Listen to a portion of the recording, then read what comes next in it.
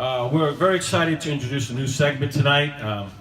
Liam McAdam is going to do a segment on video games, and also I want to say this, I'm very proud about our staff, is that Rocco, Liam, and Rich are all on the spectrum with Asperger's syndrome, and they're all a tremendous inspiration, and the timing couldn't be any better because April is Autism Awareness Month, so later in the show we're going to bring up Liam, Rocco, and Rich to talk about Autism Awareness Month. But right now, to do his first segment on the show about a topic a lot of people are very interested in, video games, I give you Liam McAdam. Thanks for having me here tonight, Howard.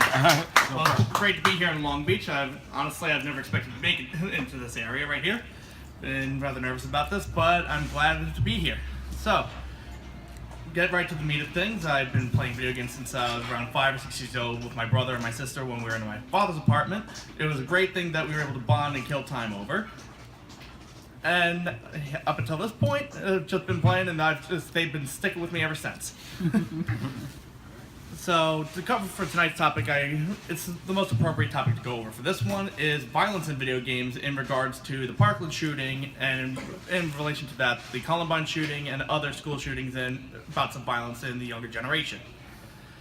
Now, the question is, why do people come to the conclusion that video games cause people to snap and go into shooting sprees, like as we see with the kids from Columbine and Nicholas Cruz from Parkland? I believe it's because of the idea of the cum hoc ergo propter hoc fallacy, that causation is derived from correlation, which I find to be, it's not unreasonable, but it's a flawed argument. Excuse me. Because to say that, for example, these 4 words, he loved video games. That's something that a lot of gamers like myself are loath to hear whenever someone goes on a shooting spree, because it puts unwanted attention on ourselves. Anytime we start to get a better reputation, anytime we start to shake off stereotypes, we get mudslinged right back onto us.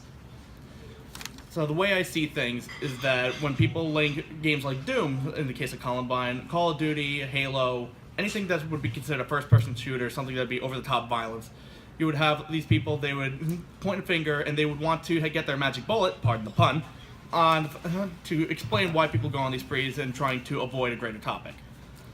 But to say that video games would cause violence is like saying that I would stomp on a turtle because I play Super Mario Brothers. Though I do recommend mushrooms, that's neither here nor there. So, is there any questions that you have for me, Howard, tonight, or is anything? You got Howie. Yep.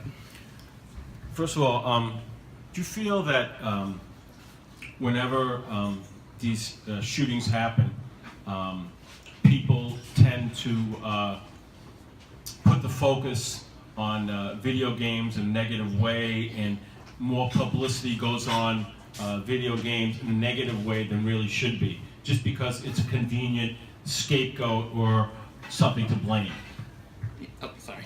Yeah, certainly I believe that's one of the factors, but again, more charitably, a lot of people just want a rationalization. Since as humans, we like the idea of absolutes. We don't like the idea of having to do a lot of guesswork on when anything happens whenever there's a tragedy. But I also believe that video games themselves don't cause violence, but people who are prone to violence tend to play video games to vent out.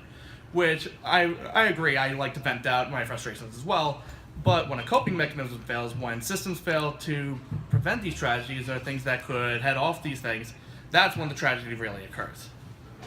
Absolutely, and I'd just like to get your take on it.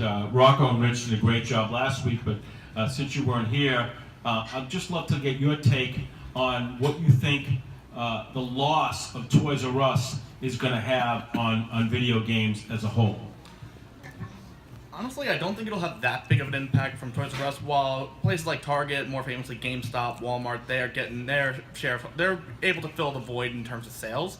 So if sales are going strong, there's digital sales, but then you have controversies with EA where they'll throw the industry under the bus as a result of some poor decisions on their end. But the loss of Toys R Us, sure, I used to grow up, well, yeah, I'm still growing up maturely, but... Doing well. Excuse me. But over at Toys, I'm gonna miss that place. I haven't visited there in a while, and I meant to go there earlier. But again, now that it's closing down, it's gonna have a sad feeling to it. along with the fact that I've already seen a hobby shop close down before, something that I've been with for a year. But back on the topic of video games, there's the fact that you'll have digital sales like Steam. They'll be able to sell a lot more of their games as well.